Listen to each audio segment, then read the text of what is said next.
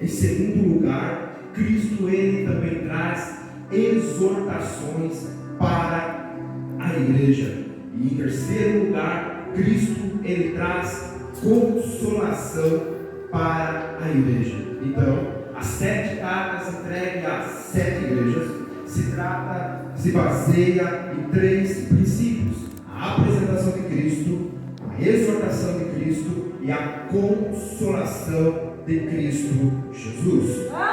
E é sobre esses 3 princípios que iremos falar nesta noite. Os 3 princípios da carta entregue à igreja de Laodiceia. Em primeiro lugar, a apresentação de Jesus. O versículo 1 diz, o versículo 14: e ao anjo da igreja que está em Laodiceia, escreve isto: diz o Amém.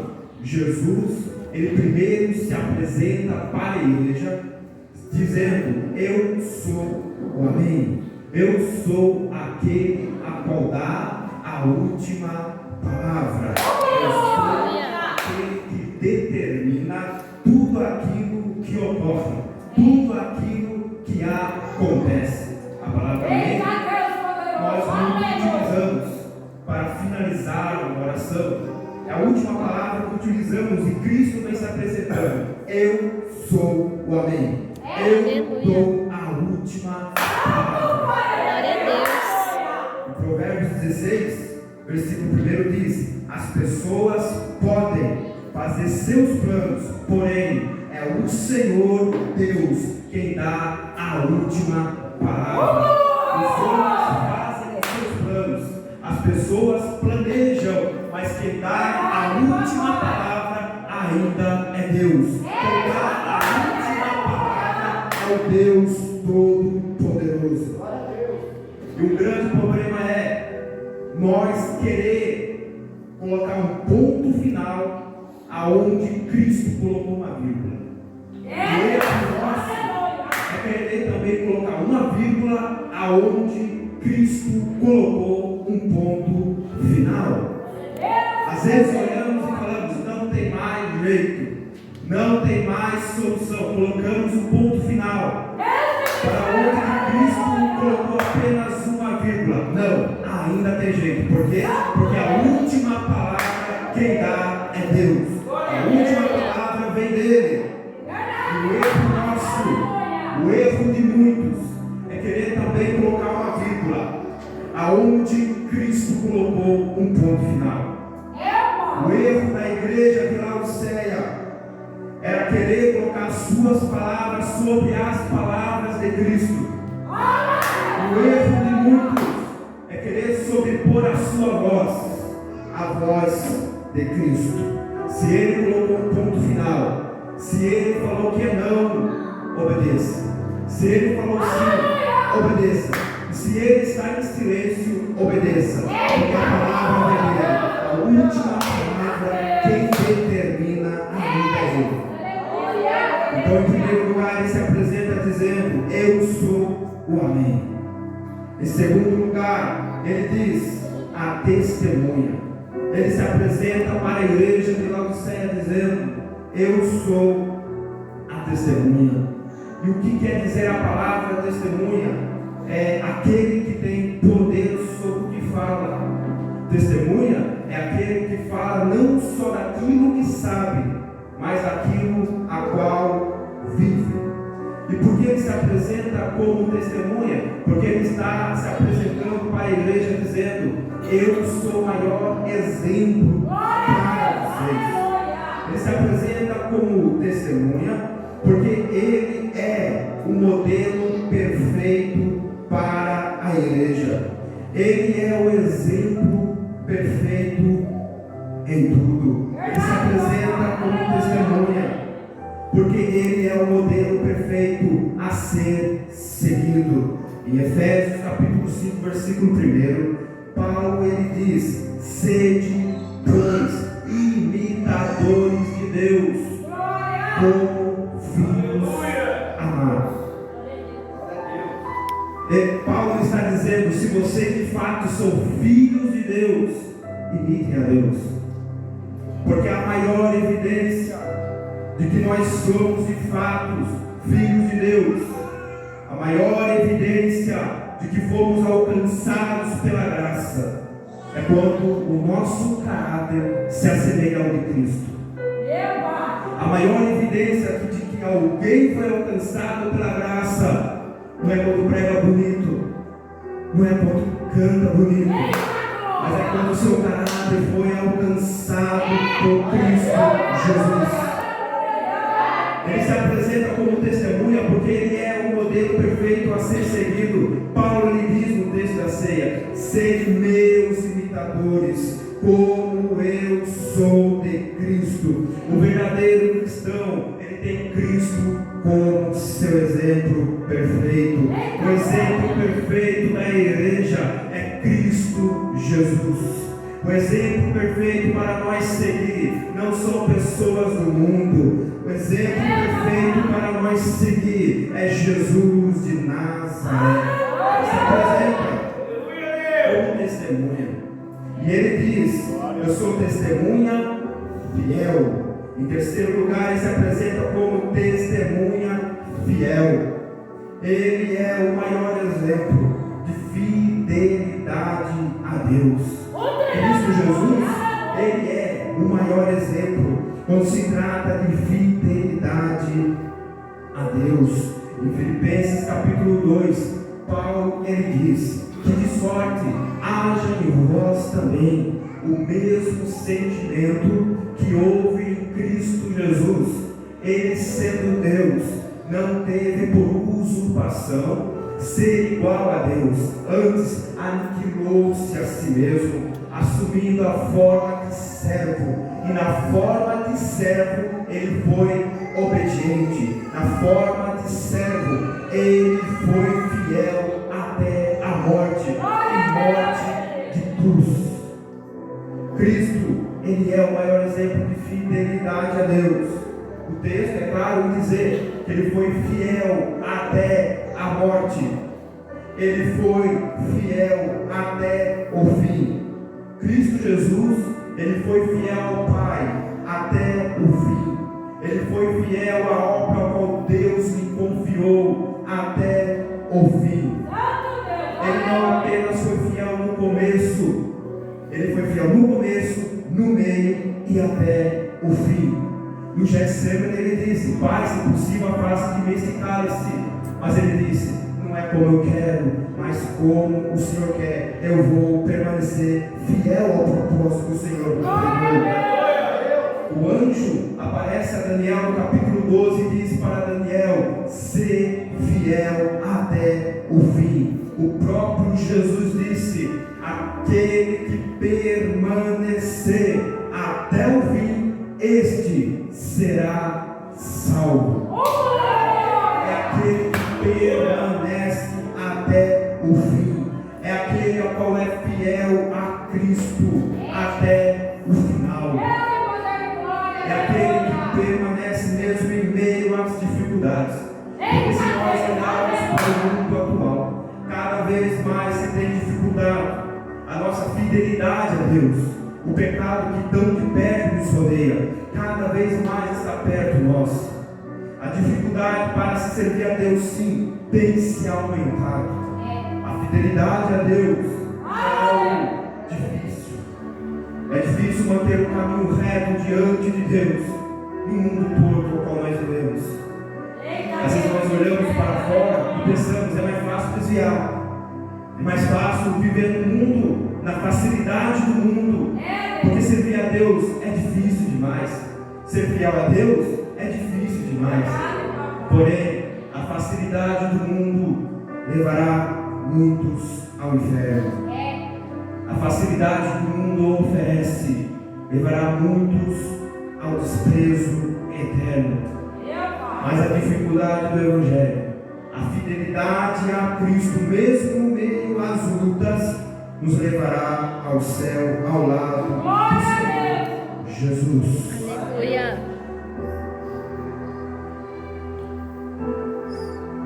Então Cristo, ele se apresenta como testemunha fiel. O maior exemplo em fidelidade. Depois ele diz, e verdadeira. Ele se apresenta como testemunha fiel e também verdadeira. Porque Cristo, Ele é a verdade.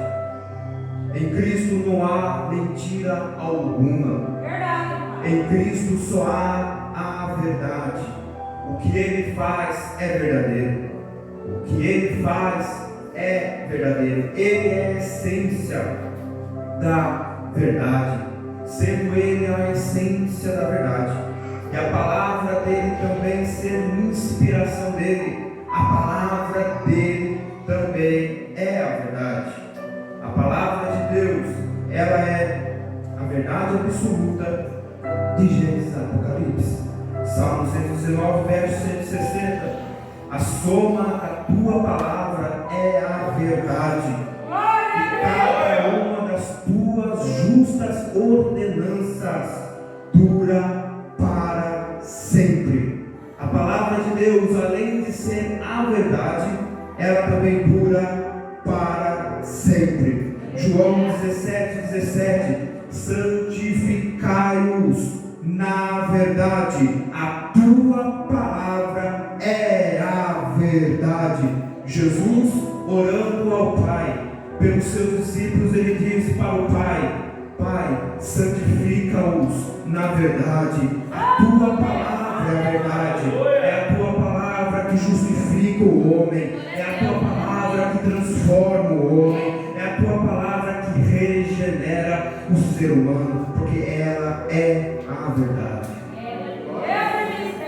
Porém, o mundo, ele odeia a palavra de Deus. O mundo despreza a palavra de Deus. Por quê? Porque a palavra de Deus condena os seus pecados. Porque a palavra de Deus, ela é justa. A palavra de Deus fala de quem Deus é.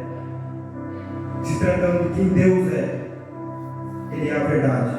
E o mundo vive na mentira. Por isso o mundo despreza as verdades da palavra de Deus. E diz que a Bíblia é relativa. Cada um tem a sua verdade. Mas quando olhamos para a Bíblia, não encontramos nada relativo. Aqui tudo é verdade absoluta. O mundo tenta de várias formas introduzir as suas mentiras, querendo tirar da Bíblia as verdades. Mas sobre isto, Jesus já tinha falado: vai passar o céu, vai passar a terra, mas as minhas palavras permanecerão. O mundo pode se levantar e dizer que a Bíblia é relativa, mas ela é verdadeira séculos dos séculos. Isso se apresenta como verdade, e a sua palavra também é a verdade. E em último lugar, sobre a apresentação de Cristo, ele diz: eu sou também o princípio da criação de Deus. Jesus, ele se apresenta como o Amém, a testemunha fiel, verdadeira, e por último ele se apresenta como o princípio da criação de Deus. Ele está dizendo que ele é antes de tudo. Jesus, ele não passou a existir lá em Mateus capítulo 1, no seu nascimento. Não, ele é antes de tudo. Antes da formação do mundo, Cristo já existia. Ele é antes de tudo. Antes de qualquer coisa acontecer ou passar a existir, Cristo já existia, porque Ele é eterno. Cristo, Ele não se limita ao tempo, Ele é eterno. E Isaías diz que antes que houvesse dia, eu sou. Para Jeremias ele disse: antes que eu te formasse, eu já te santifiquei. Você nem existia e eu já te santifiquei. Jesus, ele disse para os fariseus: eu sou antes de Abraão. Antes de Abraão existir, eu sou. Porque ele é antes de todas as coisas. Colossenses capítulo 1, versículo 17. Ele é antes de de todas as coisas. Antes do sol existir, antes do planeta existir, Cristo, Ele já existia. Ele se apresenta como o princípio da criação, porque Ele também é aquele a qual sustenta a criação. Ele é a base de tudo o que existe. Ele é antes de tudo. Através dele tudo foi criado, como diz em João capítulo 1, que o Verbo se fez carne, o Verbo habitava com Deus, que é Cristo. E através dele tudo o que existe foi criado. E sem ele, nada do que foi criado passaria a existir. Ele criou tudo. E é Ele que também sustenta tudo. É Ele que criou o sol. E é Ele que sustenta o sol aonde está. É Ele que formou a lua. E é Ele que sustenta aonde a lua está. É Ele que formou o planeta Terra. E é Ele que sustenta o planeta Terra com as suas mãos. Foi Ele que criou a humanidade. E é Ele que sustenta também a humanidade. Foi Ele que formou a igreja. E é Ele também que sustenta a igreja. É Cristo Jesus que sustenta a igreja. Se hoje você está aqui, se hoje eu estou aqui, não é pelas minhas forças, não é pelas minhas capacidades, mas é porque Cristo tem nos sustentado, é porque Cristo tem nos fortalecido, é porque Cristo nos resgatou. Aleluia! Porque a palavra diz que não foi nós que o amamos primeiro, foi Ele que nos amou primeiro. Não foi nós que o escolheu primeiro, foi Ele que escolheu a nós. Se nós estamos aqui hoje, é por causa de Cristo Jesus. Ele então faz as suas apresentações à igreja de Laodiceia. Ele diz que ele é o Amém, da última palavra. Ele se apresenta como testemunha, ele é o maior exemplo. Ele se apresenta como exemplo de fidelidade e também de verdade. E se apresenta como o princípio da criação. Ele é antes de tudo, e tudo que existe é sustentado por Ele. Após a sua apresentação, agora Cristo ele vai trazer a exortação para a igreja. A partir do versículo 15, ele começa dizendo: eu sei as tuas obras, que nem és frio nem quente, tomara que foras frio ou quente. Assim, porque és morno e não és frio nem quente, vomitar-te-ei da minha boca. Como dizes, rico sou e estou enriquecido, e de nada tenho falta, e não sabe que és coitado, miserável, pobre, cego e nu.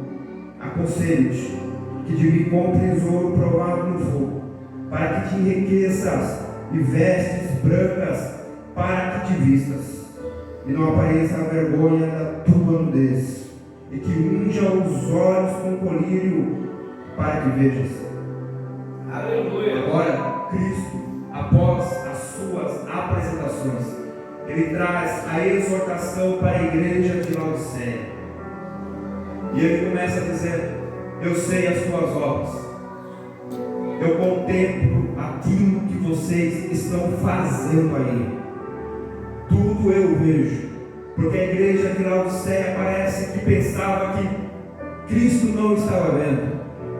Parece que a igreja de Laodiceia pensou que Deus não estava contemplando as suas abominações. Parece que a igreja de Laodiceia se esqueceu que Cristo ele é onisciente e onipresente. Mas Jesus vem dizendo: eu sei as tuas obras. Eu sei aquilo que vocês estão fazendo. Vocês pensam que estão escondendo de mim, mas nada se esconde de Deus. O Provérbios 15, versículo 3 diz que os olhos do Senhor estão em todos os lugares, contemplando quem é bom e também contemplando quem é mau. Daniel diz que Cristo, Deus, Ele conhece o profundo, Ele conhece o oculto, Ele sabe o que ocorre nas trevas, mas com Ele mora a luz. Aleluia! Nada escapa do olhar do nosso Deus. A igreja de Laodiceia pensava que Cristo estava com seus olhos tampados, mas não. Ele diz: eu sei as tuas obras, e vocês estão mortos espiritualmente. Agora Cristo vai falar sobre o estado espiritual da igreja, porque essa é a prioridade de Cristo com nós, tratar a nossa vida espiritual. Muitos pensam que a prioridade de Cristo é com o nosso físico, material, e não é. A maior preocupação de Deus com a igreja é como está o estado espiritual da igreja. Ele vem tratar com o estado espiritual da igreja, dizendo: vocês estão mortos espiritualmente. Era melhor vocês estarem frio ou quente do que estarem mornos. O que Cristo está dizendo era melhor vocês estarem no mundo do que estar na igreja com o pé no mundo. Era melhor vocês estarem entregues logo ao mundo do que estar na igreja e brincar com a minha palavra. Vocês estão mortos espiritualmente. E o perigo de estar morto espiritualmente é aquilo que Cristo fala: eu vou vomitar-te, eu vou jogar fora, eu vou expulsar. Porque se tiver frio, ele ainda pode tratar. Agora, brincando com as coisas de Deus, Cristo, ele vem com juízo. Para que eles cumpriam com a verdade da palavra de Deus, com a seriedade do Evangelho, Cristo, ele vem com juízo. Ele é amor. Ele vem falar com amor com a sua igreja, mas ele é justo juiz. O problema da igreja de Laodiceia é que se acostumaram com uma vida dupla espiritual. Na igreja é uma coisa, mas lá fora é outra. Se acostumaram com a vida morna. Como disse, viviam em cima do muro. Falando sobre em cima do muro, uma ilustração. Uma certa vez o crente estava em cima do muro, e de um lado tinha um anjo que dizia: venha para cá, saia de cima do muro, venha para o meu lado. O anjo gritava dizendo, e do outro lado estava Satanás, com os braços cruzados, despreocupado. E aquilo chama a atenção do crente que está em cima do muro e diz para Satanás, pergunta: por que você não me chama para vir ao seu lado? E Satanás diz: este muro é meu. Este muro, quem criou fui eu. Você estando em cima do muro ou do meu lado é a mesma coisa. Você estando com o pé na igreja, com o pé no mundo, para o diabo não tem problema nenhum. Porque o que o diabo quer não é tirar da igreja. É querer colocar o mundo dentro da igreja. É o que estava acontecendo no tempo, na igreja de Laodiceia. Estavam trazendo o mundo para dentro da igreja. Porque muitos se acostumaram com essa vida dupla espiritual. E o diabo, ele não tem preocupação em te dividir com Deus. Satanás, ele não tem problema nenhum em dividir o crente com Deus. Satanás não se preocupa se o crente dá glória aqui, mas quando chega em casa fala palavrão. Não tem problema nenhum. Ele não se preocupa se na igreja vem com roupa de crente, mas lá fora usa a roupa do mundo. Ele não se preocupa. Para ele não tem problema nenhum, porque estando em cima do muro, para ele é a mesma coisa. Porque o diabo não se preocupa em te dividir com Deus. Agora Deus, ele não aceita te dividir com Satanás. Deus não aceita dividir a igreja com o mundo. Deus não aceita dividir o crente com o pecado. O que ele disse para Abraão? Ser perfeito na minha presença. A expressão ser perfeito não é a ausência de erro, não. A expressão ser perfeito é: se entregue por completo a mim, seja por inteiro a mim. Você quer que eu faça a obra por completo na sua vida? Também se entregue por completo a mim. Aleluia! Deus estava dizendo para Abraão: se entregue por completo. Laodiceia viviam uma vida morna e espiritual, porque se acostumaram com a vida dupla, perdendo a sensibilidade espiritual. Eles não estavam mais sentindo o pecado, eles não estavam mais sentindo o peso do pecado em suas vidas, porque se acostumaram com o pecado. Muitos fazem do pecado um animal de estimação, vai alimentando dia após dia e se acostuma com a situação, perdendo a sensibilidade espiritual. Olha o que o versículo 17 diz: como diz rico sou, e estou enriquecido, de nada tenho falta. O que eles estão dizendo é: nós somos ricos, nós não precisamos de mais nada, nós não precisamos de Deus, nós não precisamos se entregar a Deus, porque nós temos tudo. O que é isso? É falta de sensibilidade espiritual. Um dos sinais que a pessoa está com falta de sensibilidade espiritual é isso: é priorizar as coisas da terra acima das coisas de Deus, é priorizar aquilo que é material, passageiro, acima daquilo que é eterno. A falta de sensibilidade se dá por isso, porque muitos arrumam tempo para tantas coisas, mas quando se trata das coisas de Deus, não tem tempo. Estou cansado, não dá. Aleluia! Mas se é para outro evento, estou dentro, pode contar comigo, eu estou junto. Agora, vamos para o culto de oração. Estou cansado. Culto de doutrina? Não, é culto de velho. Escola bíblica dominical? Acordar de manhã, domingo. Olha isso.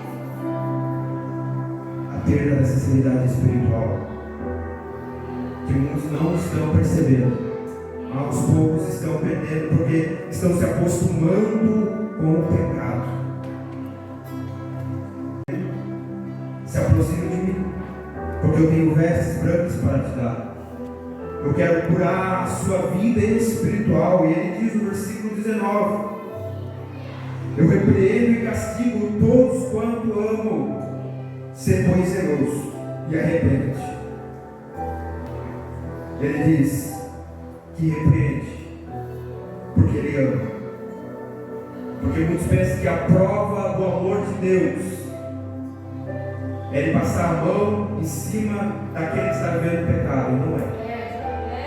A prova do amor de Deus é ele repreender aquele que está no pecado. E ele diz: sê, pois, zeloso. A expressão ser, pois, zeloso é: leve a sério as coisas de Deus. Leve a sério a palavra de Deus pregada, que é ensinada.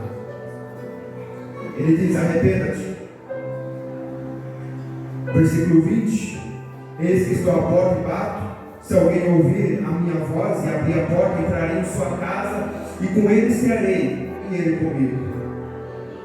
No versículo 20, o próprio Cristo diz: eu estou à porta, eu estou batendo. Se ele está batendo na porta, é porque ele está do lado de fora. Se ele diz: eu estou batendo na porta e quero entrar, porque ele está do lado de fora da igreja. Em muitos cultos, Deus já não está mais presente. Em muitas igrejas, Cristo, ele não está mais presente. Por quê? Porque muitas igrejas têm abrido a porta para o pecado. Muitas igrejas têm abrido a porta para os costumes do mundo. E Cristo está lá fora batendo na porta. Porque na vida de muitos cristãos, o temor a Deus tem se perdido. Na vida de muitas igrejas já não se tem mais temor a Deus. E a ausência do temor a Deus gera também a ausência da presença de Deus. Aleluia! Estão se perdendo o temor ao culto. O culto está horário, mas sempre chega atrasado. O culto é tal horário, mas deixa para mais de última hora, perdendo o temor ao culto. Observo muito Uma grande ausência de temor é quando chega na igreja, vê que está só com os irmãos orando, vai lá fora, fica mexendo no celular, fica conversando. Por quê? Porque o culto não começou, você tem alguns irmãos lá orando. Se esquece que o culto não se começa depois da oração, mas se começa com oração. O culto se inicia quando o primeiro crente entra na igreja e coloca os dois joelhos no chão. A partir daí, o culto já se iniciou. Mas o temor ao culto tem se perdido. O temor ao culto na vida de muitos crentes tem se perdido. Aleluia. O temor a Deus na vida de muitos pregadores e ministros de Deus também tem se perdido.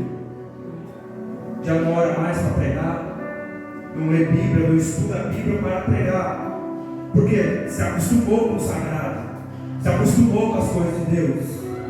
No começo tinha temor, mas depois do tempo foi perdendo o temor a Deus. Aleluia! Uns dias atrás, um certo operador, pregador da palavra de Deus, prega um bom tempo, disse para mim: eu ouvi uma pregação lá, daí eu peguei e preguei também. Perdendo o temor a Deus, pensando que a igreja é qualquer povo, pensando que a obra de Deus é feita de qualquer maneira, tem se perdido o temor. É o que aconteceu na igreja de Laodiceia, a perda do temor às coisas de Deus. Aleluia! Mas Cristo, ele diz que ele está à porta, ele bate, ele quer entrar. Se alguém abrir, ele entra e faz morada. Ele diz no versículo 21: ao que vencer, lhe concederei que se assente comigo no meu trono, assim como eu venci e me assentei com meu Pai no seu trono. E ele encerra: quem tem ouvidos, ouça o que o Espírito diz às igrejas. Aleluia. Ele está do lado de fora da vida de muitos cristãos, porque muitos têm abrido espaço, aberto as portas para o pecado, aberto as portas para a ausência do temor a Deus. Mas ele diz: eu estou à porta, dê ouvido ao Espírito Santo de Deus. Ele exorta, ele traz a consolação para a igreja, dizendo: dê ouvido à voz do Espírito Santo, porque é ele que pode regenerar. É só ele que pode levantar aquele que caiu. É só ele que pode regenerar aqueles que perderam o temor a Deus. É algo que nós temos que refletir sobre a nossa vida espiritual. Essa expressão, estou à porta e bato, é algo que a nossa igreja não pode viver. Cristo, ele não pode estar do lado de fora, ele tem que estar do lado de dentro. Mas ele só vai estar do lado de dentro quando nós também abrir a porta para o temor a ele. Quando nós começar a ter mais temor diante das coisas dele, da ouvir a voz do Espírito. Eu quero estar encerrando fazendo uma